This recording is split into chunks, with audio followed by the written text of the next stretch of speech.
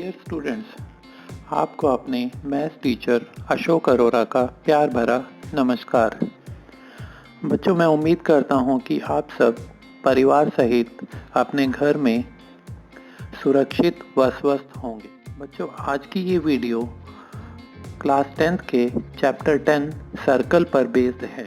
प्यारे बच्चों, आज की इस वीडियो में वृत्त से संबंधित टॉपिक्स को जो हमने वन बाय वन लेना है, एक बार उसमें ध्यान दे देते हैं। देखिए, आज की इस वीडियो में हम पढ़ेंगे वृत्त की परिभाषा, वृत्त का केंद्र क्या होता है, वृत्त की त्रिज्या और व्यास क्या होती है, वृत्त और रेखा की 3 संभावनाओं के बारे में भी हम पढ़ेंगे कि अर्थात यदि पेज पर हम एक वृत्त और एक रेखा बनाते हैं तो कितनी तरह की संभावनाएं होती हैं, अर्थात वो काटेंगी एक दूसरे को या नहीं काटेंगी। इसी तरह से अगला है वृत्त की छेदक रेखा क्या होती है, स्पर्श रेखा क्या होती है, हम इसके बारे में पढ़ेंगे। नेक्स्ट हम करेंगे कि वृत्त का स्पर्श बिंदु क्या होता है। फिर वृत्त की जीवा के बारे में हम पढ़ेंगे। फिर हम पढ़ेंगे कि वृत्त की जीवा, छेदक और स्पर्श रेखा में क्या तुलना होती है, हम इन तीनों के बारे में जानेंगे। इसके बाद स्पर्श रेखा और त्रिज्या, ये दोनों एक दूसरे पर लंब बनाती हैं, अर्थात 90 डिग्री का कोण बनाती हैं, समकोण होती हैं। हम इसके बारे में जानेंगे कि ये किस तरह से समकोण होती हैं। फिर हम देखेंगे कि एक बिंदु और एक वृत्त यदि पेज पर हम बनाएं पेंसिल से तो उसकी कितनी संभावनाएं हैं, अर्थात बिंदु जब वृत्त के अंदर होगा तो हम स्पर्श रेखा बना सकते हैं या नहीं बना सकते, यदि बिंदु वृत्त के ऊपर होगा तो स्पर्श रेखा पॉसिबल है या नहीं, और यदि बिंदु वृत्त के बाहर होगा तो स्पर्श रेखा पॉसिबल है या नहीं। इन तीनों स्थितियों में हम देखेंगे कि स्पर्श रेखा बन सकती है या नहीं, और यदि बन सकती है तो कितनी स्पर्श रेखाएं बन सकती हैं। बच्चों, लास्ट में हम पढ़ेंगे, बहुत ही इंपॉर्टेंट हैं दोनों थ्योरम्स, एक थ्योरम 10.1 और एक थ्योरम 10.2। बच्चों, ये ध्यान रखना, ये थ्योरम हमारी एग्जाम्स में, final exams point of view से भी इम्पॉर्टेंट होती हैं, क्योंकि इनके प्रूफ डायरेक्ट हमारे थ्योरम्स, ये दोनों जैसे बाकी क्वेश्चंस आते हैं इसी तरह से ये थ्योरम्स भी, इनके प्रूफ्स भी एग्जाम में पूछे जा सकते हैं, तो इसीलिए आपको ये थ्योरम की प्रैक्टिस भी करनी है। आइए स्टार्ट करते हैं वन बाय वन टॉपिक्स के बारे में। सबसे पहले हम पढ़ेंगे डेफिनेशन ऑफ सर्कल, अर्थात वृत्त की परिभाषा क्या होती है। बच्चों, वृत्त की परिभाषा के लिए आप लोगों को ये देखना पड़ेगा कि वृत्त एक बिंदुओं का समूह होता है जो कि एक फिक्स बिंदु से उचित दूरी पर होता है। इसमें लिखा है अचर। अचर का मतलब यही है कि वो बदलनी नहीं चाहिए, फिक्स होनी चाहिए, निश्चित होनी चाहिए। तो इसको समझने के लिए बेटा यहाँ पर देखिए, ये एक येलो कलर का फिगर जो बनी हुई है, इसमें एक निश्चित बिंदु, जहाँ पर जो हम बात कर रहे हैं कि एक नियत बिंदु, जिसे हम वृत्त का केंद्र बोलेंगे आगे चलकर, एक नियत बिंदु, अर्थात ये जो रेड डॉट है ये एक नियत बिंदु है, फिक्स बिंदु है। और उसके बाद एक बिंदुओं का समूह यहाँ पर बनाया गया है। ये देखिए, चारों तरफ बिंदुओं का समूह है। इन बिंदुओं की दूरी, सभी की, इन सब बिंदुओं की दूरी रेड डॉट से बिल्कुल समान है, सबकी इस तरह से बराबर दूरी पर हैं। तो हम इन बिंदुओं के समूह को वृत्त कहते हैं, और जो यहाँ पर नियत बिंदु है, फिक्स बिंदु है यहाँ पर, इसे हम वृत्त का केंद्र बोलते हैं। बच्चों, इसके लिए मैं एक एग्जांपल देना चाहूँगा। तो आप सिंपल सा एक देख सकते हैं, अपने आसपास घरों में कहीं पे भी आसपास देखा होगा कि जब कभी हम किसी जानवर को, गाय भैंस को, घोड़े को किसी खूंटे से बांधते हैं, तो सोचिए कि अगर मान लो ये एक खूंटा है और हमने इतनी लंबी रस्सी से उस जानवर को बांधा हुआ है, तो यहाँ पर ज़्यादा से ज़्यादा जानवर उस रस्सी के सहारे इस तरह से यहाँ पर मैक्सिमम इतनी दूरी पर वो जा सकता है, या फिर इसके अंदर घूम सकता है, लेकिन मैक्सिमम इतनी दूरी पर घूम सकता है। अर्थात मान लो अगर उस रस्सी की लंबाई सपोज 2 मीटर है, तो यहाँ पर हम देख सकते हैं कि घोड़ा उस खूंटे से, जहाँ से वो बंधा हुआ है, वो ज़्यादा से ज़्यादा 2 मीटर की दूरी पर ही जा सकता है। तो यहाँ पर जितनी दूर वो जा सकता है इसके चारों तरफ, वो सिर्फ रेड डॉट से 2 मीटर ही होगा। तो इस तरह से ये वृत्त कहलाता है बिंदुओं का समूह। तो देखिए साथ वाली फिगर में यहाँ एक ब्लैक वृत्त बनाया हुआ है। जब हम इन बिंदुओं को मिला देंगे तो इस तरह से ये वृत्त बनता है। और जो बीच में नियत बिंदु था इसको हम केंद्र कहते हैं। और जो एक तरह से अभी हम बात कर रहे थे रस्सी की लंबाई, इसे हम त्रिज्या कहते हैं कि ये वृत्त की त्रिज्या है या वृत्त की रेडियस है। उसके बाद फिर यहाँ पर वृत्त के जो 2 बिंदु होते हैं, जैसे एक बिंदु यहाँ पर है और एक वृत्त के केंद्र से होता हुआ बिल्कुल सामने देखना है यहाँ पर, ये वाला जो दूरी है टोटल, इसमें आप देखिए एक तरह से 2 त्रिज्या मिल गई, 2 रेडियस मिल चुकी हैं। एक यहाँ तक त्रिज्या है और एक और नीचे त्रिज्या मिल चुकी है, डबल त्रिज्या हो गई एक तरह से। इसको हम वृत्त का व्यास कहते हैं। ये वृत्त का व्यास है, डायमीटर। तो हम ये कह सकते हैं कि जो डायमीटर है वो वृत्त का त्रिज्या का डबल होता है, दुगना होता है।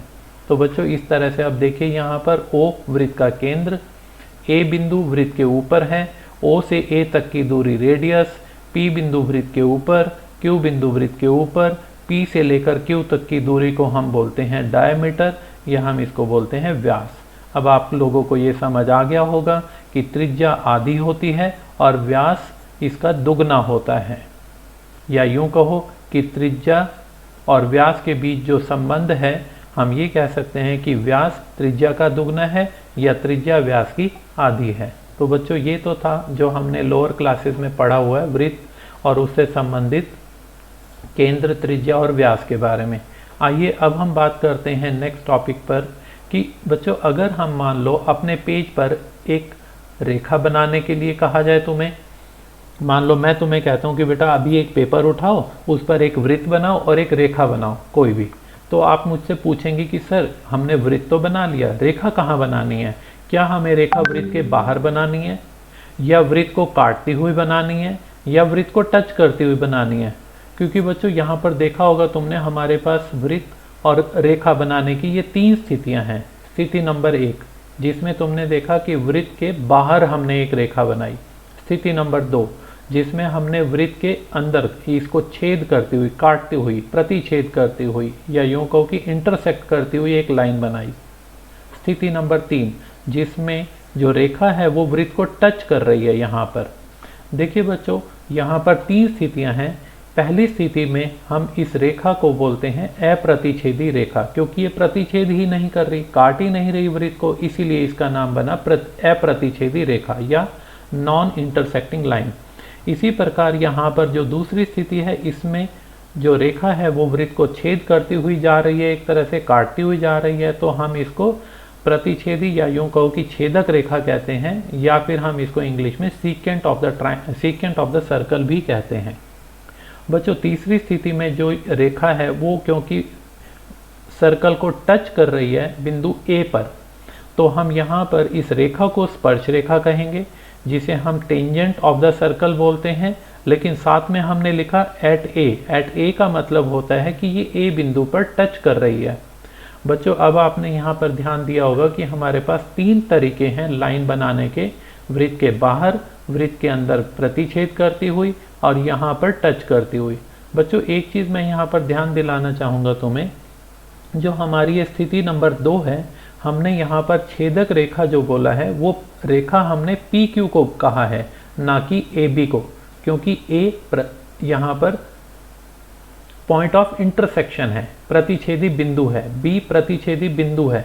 तो A से लेकर B तक ये रेखा नहीं है, ये रेखा खंड है।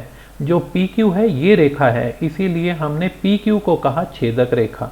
ये रेखा खंड है। अभी इसके बारे में हम जानेंगे आने वाले टॉपिक में कि AB को हम क्या कहते हैं। इसी तरह से अब तीसरी स्थिति जो हमारी थी, यहाँ पर नोट कीजिए, ये बिंदु A स्पर्श बिंदु था। तो अब हम यहाँ पर देख सकते हैं जो अब तक हमने डिस्कस किया, यहाँ पर आप देखिए कि जो स्पर्श बिंदु है वो क्या है, स्पर्श बिंदु स्पर्श रेखा और वृत्त के उभयनिष्ठ बिंदु को हम स्पर्श बिंदु बोलते हैं।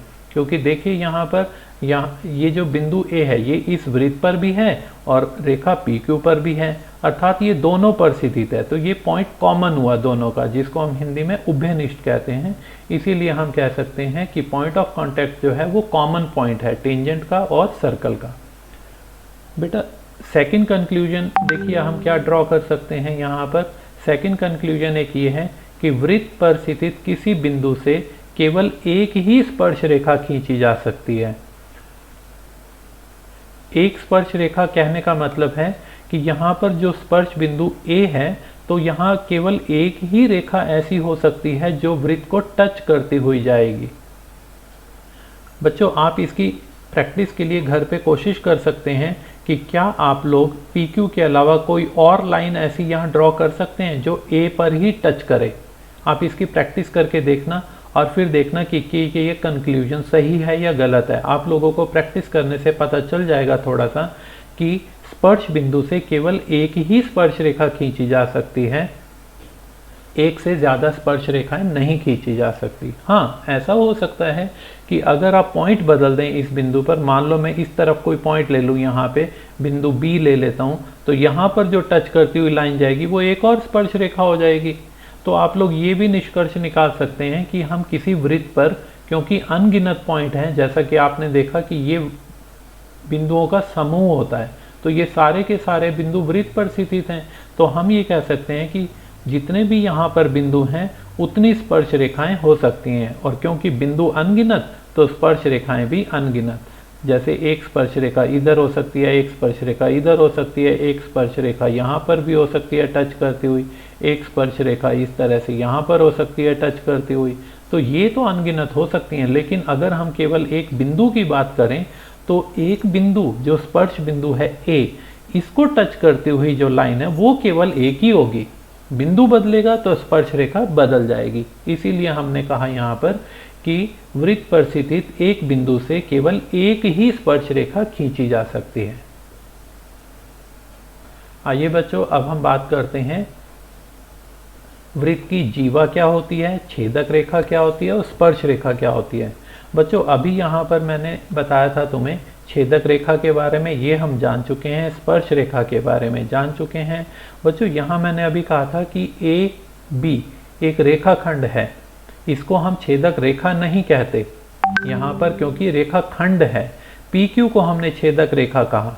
तो ये जो AB एक यहाँ पर रेखाखंड बना, ये देखिए यहाँ पर जो A से लेकर B तक रेखाखंड है, हम इस रेखाखंड को बोलते हैं जीवा, या इसको हम बोलते हैं कॉर्ड। इसकी क्या क्या विशेषताएं हैं ये अब आप देख सकते हैं कि जो जीवा है वो वृत्त के अंदर स्थित होती है हमेशा, ये बाहर जाती ही नहीं, और वृत्त के दो बिंदुओं को छूती है, और हमेशा ये केंद्र से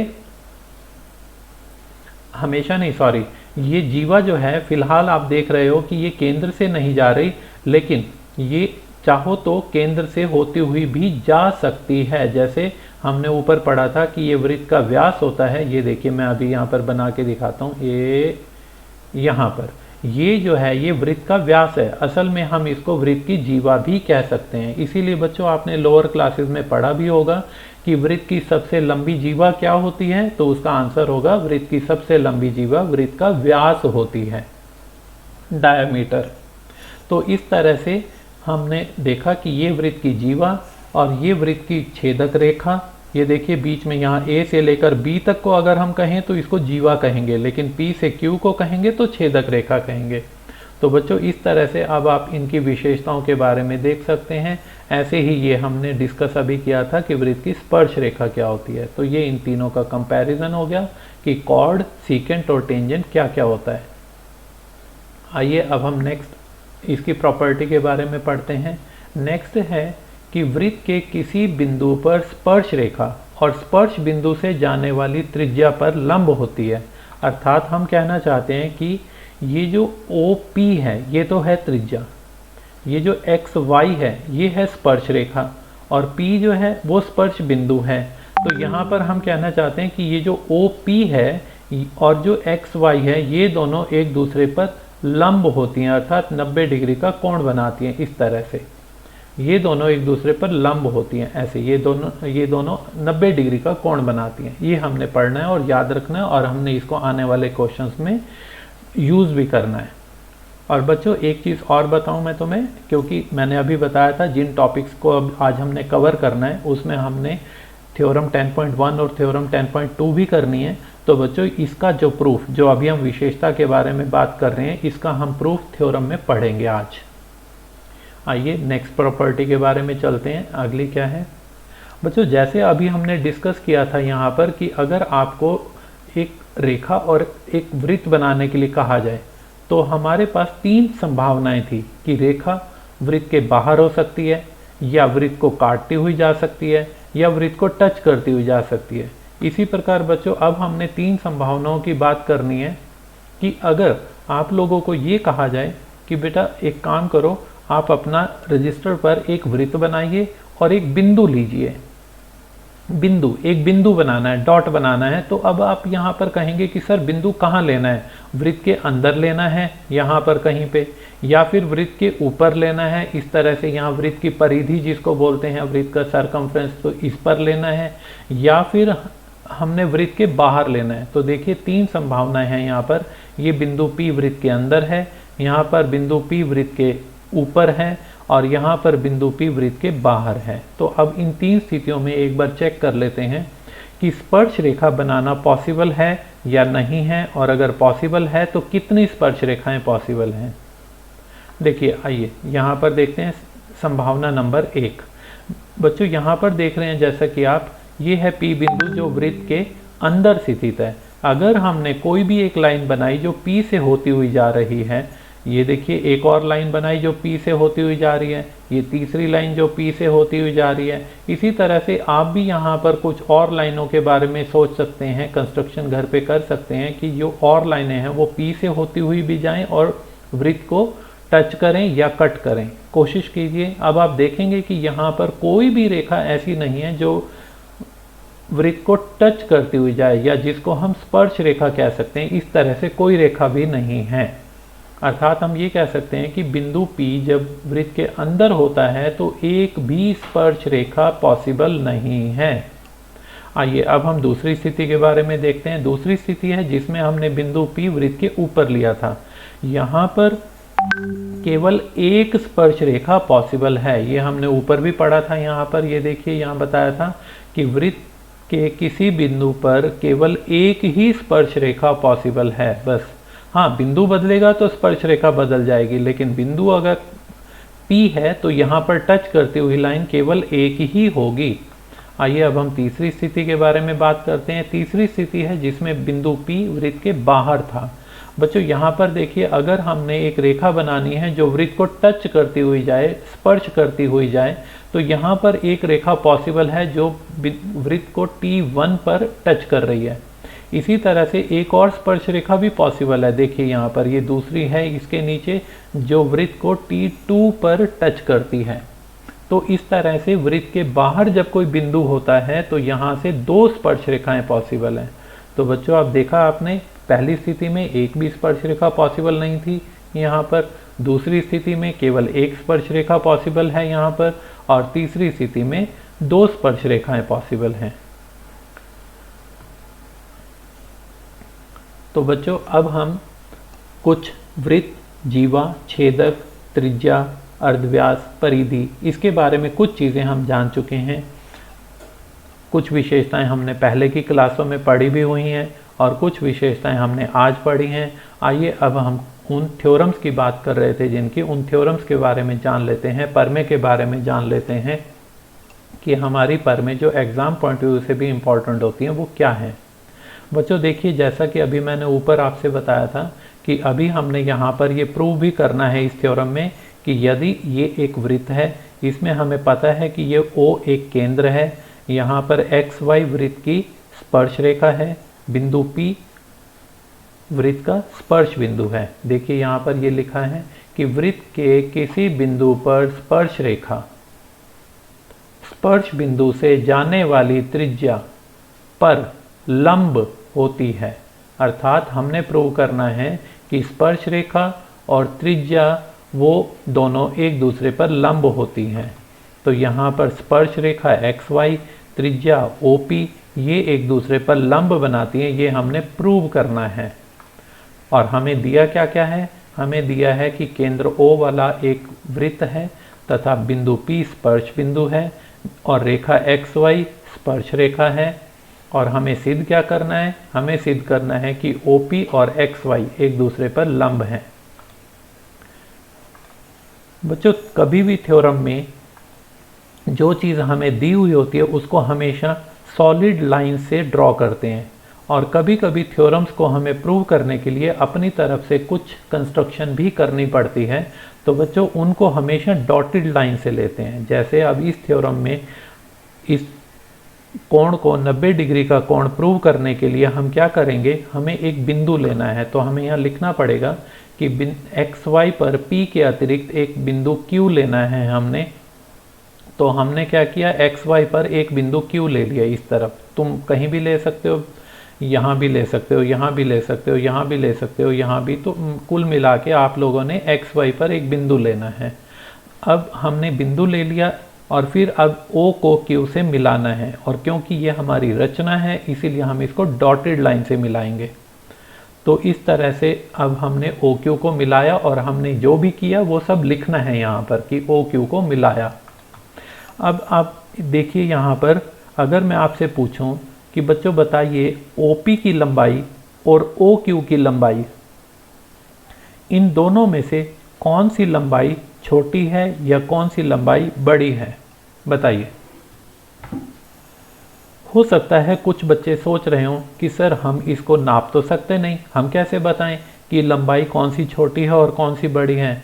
तो बच्चों इसका एक और सिंपल सा तरीका भी है। आप देखिए जो P बिंदु है, प्रमेय के अनुसार बिंदु P स्पर्श बिंदु है, अर्थात बिंदु P वृत्त के ऊपर है। तो O से लेकर P तक की दूरी हुई त्रिज्या, वृत्त की त्रिज्या अर्थात अर्धव्यास। और हमने जो बिंदु Q लिया है वो वृत्त के बाहर स्थित है। तो जब हम इसको मिलाएंगे तो ये लाइन वृत्त को भी क्रॉस करते हुए बाहर जा रही है, अर्थात OQ की जो दूरी, OQ की जो लंबाई है वो त्रिज्या से ज्यादा हो गई इतनी। ये देखिए ये वृत्त के बाहर है, त्रिज्या होती है वृत्त तक बस, तो ये त्रिज्या से भी ज्यादा हो गई। इसका मतलब इससे हम बिना नापे ये बता सकते हैं कि OQ की जो दूरी है, OQ की जो लंबाई है वो OP से ज्यादा है। इसी तरह से आप लोग इस लाइन पर कोई भी बिंदु कहीं पे भी ले लेंगे, P के अलावा, P के अलावा कोई बिंदु लीजिए, उसको मिलाइए, वो लंबाई हमेशा OP से ज़्यादा ही रहेगी। तो हम ये निष्कर्ष निकाल सकते हैं कि OP की जो लंबाई है वो न्यूनतम लंबाई है। तो ये सब हमें लिखना पड़ेगा यहाँ पर कि OQ बड़ा है OP से, क्योंकि बिंदु P XY पर एक हमने स्पर्श बिंदु लिया है और OP जो है वो बिंदु O से XY के अन्य बिंदुओं की न्यूनतम दूरी है। न्यूनतम मतलब कम से कम, अर्थात जितनी भी ये लंबाइयां हैं ये तो सारी ज़्यादा हैं लेकिन OP उनमें सबसे कम है, इसीलिए हमें ये लिखना पड़ेगा कि ये न्यूनतम दूरी है। और न्यूनतम दूरी आप जानते हैं हमेशा लंब की होती है, तो इससे पता चलता है कि OP जो है वो XY पर लंब है। तो बच्चों इस तरह से इंग्लिश मीडियम के बच्चे इस इंग्लिश मीडियम वाली थ्योरम को देख करके लिख सकते हैं और आप लोगों को इनकी प्रैक्टिस भी करनी है लिखने की। मैंने समझा दी तुम्हें थ्योरम 10.1। आइए अब हम आज की वीडियो का लास्ट टॉपिक देखते हैं, थ्योरम 10.2। बच्चों हमने ऊपर पढ़ा था, आप लोगों को याद होगा कि जब कोई बिंदु वृत्त के बाहर लिया जाता है तो यहाँ इस बिंदु से, बाह्य बिंदु से वृत्त पर दो स्पर्श रेखाएं खींची जा सकती हैं। तो यहाँ पर हमने देखा P से लेकर T1 से होती हुई एक रेखा थी और P से लेकर T2 से होती हुई दूसरी स्पर्श रेखा थी। तो बच्चों इस पर आधारित भी हमारी एक थ्योरम सिलेबस में है, वो है थ्योरम 10.2। देखिए क्या थ्योरम है यहाँ पर है the length of the tangent drawn from an external point to a circle are equal. अब मतलब ये कि यदि किसी वृत्त के बाहर एक बिंदु P स्थित है और P से होती हुई जो दो स्पर्श रेखाएं जा रही हैं, ये दोनों PQ और PR, हमने सिद्ध करना है कि इन दोनों की जो लंबाई है वो बराबर है। तो हमें यहाँ पर सिद्ध करना है कि वृत्त के बाह्य स्थित बिंदु से होती हुई जो ये दो रेखाएं जा रही हैं, स्पर्श रेखाएं, इन दोनों की लंबाई बराबर है। तो बच्चों सबसे पहले हमें यहाँ पर बताना पड़ेगा कि इस थ्योरम में हमें क्या क्या गिवन है। तो देखा आप लोगों ने यहाँ स्टेटमेंट के हिसाब से हमें एक तो यहाँ पर गिवन है कि circle whose centre is O, तो ये हमें लिखना पड़ेगा। And there is a point P which lies outside the circle, circle के बाहर है, ना तो सर्कल के अंदर है ना सर्कल के ऊपर है, बल्कि ये सर्कल के बाहर है। तो बाह्य बिंदु बोलते हैं इसको, इसीलिए हमें यहाँ पर लिखना पड़ेगा कि बिंदु P वृत्त के बाह्य बाहर स्थित एक बिंदु है। तो इस तरह से हमने लिखा कि ये बाह्य है, मीन्स आउटसाइड द सर्कल है। उसके बाद हमें यहाँ पर ये भी पता है कि PR एक स्पर्श रेखा है, PQ दूसरी स्पर्श रेखा है। तो देखिए ये हमें मेंशन करना पड़ेगा यहाँ, PQ PR दोनों सर्कल की, दोनों ही वृत्त की स्पर्श रेखाएं हैं जो P से होती हुई जा रही हैं।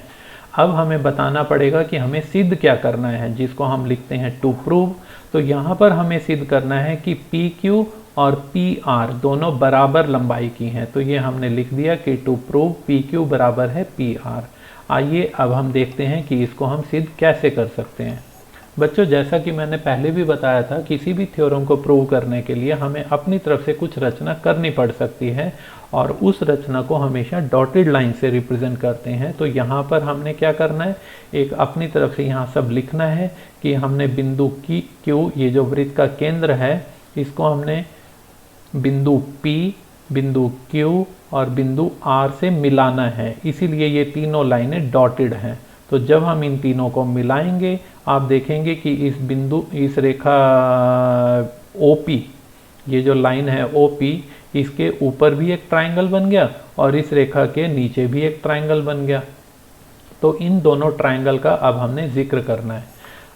तो यहाँ पर हमने ये दोनों ट्रायंगल लेने हैं OQP, ये देखिए बच्चों यहाँ से OQP, और इधर हम देखेंगे ORP। इन दोनों ट्रायंगल में बच्चों देखिए थ्योरम 10.1 जो हम पहले ही कर चुके हैं उसके हिसाब से ये कोण समकोण होगा, अर्थात 90 डिग्री को होगा। इसी तरह से ये कोण भी समकोण होगा क्योंकि ये त्रिज्या है और ये स्पर्श रेखा है। और हम थ्योरम 10.1 में पढ़ चुके हैं कि त्रिज्या और स्पर्श रेखा परस्पर समकोण बनाती हैं। तो ये 90 डिग्री का कोण, ये भी 90 डिग्री का कोण, अर्थात ये जो लाइन है इसके ऊपर का त्रिभुज भी समकोण और इसके नीचे का त्रिभुज भी समकोण त्रिभुज। तो दोनों त्रिभुजों में एक कोण हुआ 90 डिग्री का। तो इस तरह से ये दोनों बराबर हो गए। तो हमने यहाँ पर बता सकते हैं, लिखना है यहाँ पर कि कोण OQP और बराबर है कोण ORP। क्यों? क्योंकि दोनों ही राइट एंगल हैं, 90 डिग्री के हैं। इसी तरह से अब दो चीज़ें और देखिए, इस त्रिभुज की OQ और इस त्रिभुज की OR, ये दोनों भी बराबर हैं। क्यों? क्योंकि ये वृत्त की त्रिज्याएं हैं, दोनों रेडियस हैं। तो हमने ये भी मेंशन करना है यहाँ OQ बराबर है OR। क्यों? इसका कारण हमने साइड में लिख देना है, रेडियाई मतलब वृत्त की त्रिज्या।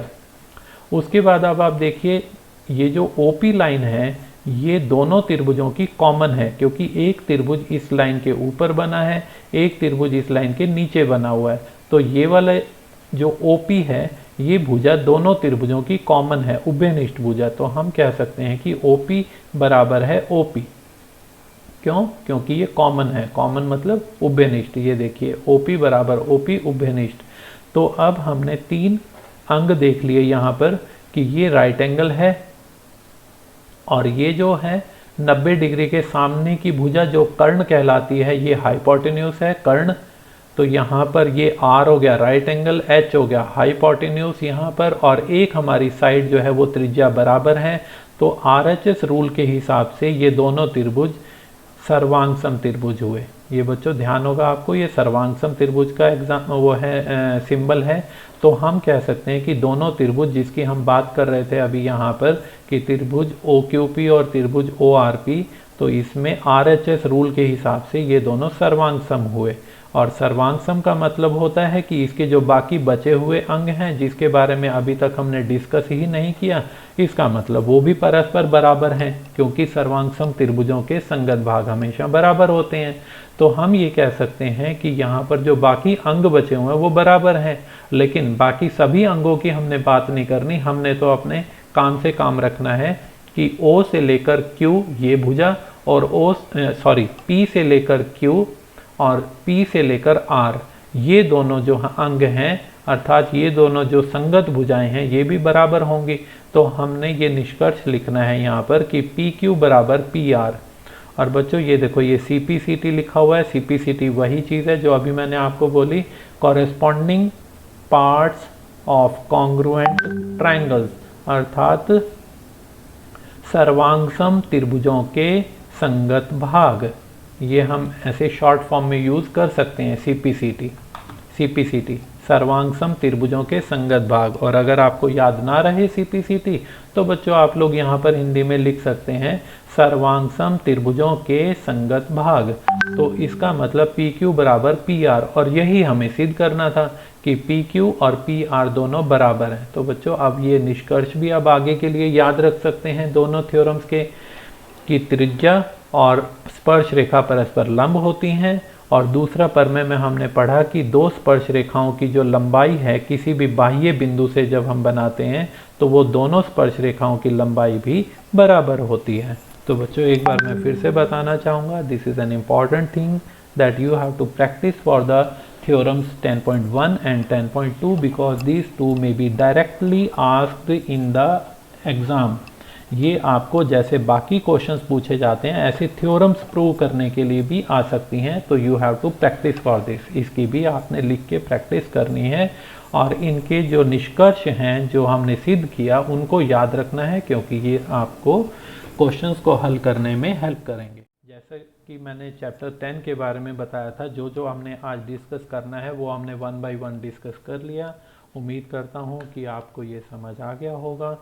और इन केस अगर आप लोगों को किसी भी क्वेश्चंस में, आप क्योंकि इस पर बेस्ड आप एक्सरसाइज कंप्लीट कर सकते हो, तो इस पर बेस्ड डाउट्स भी आएंगे ऑब्वियसली।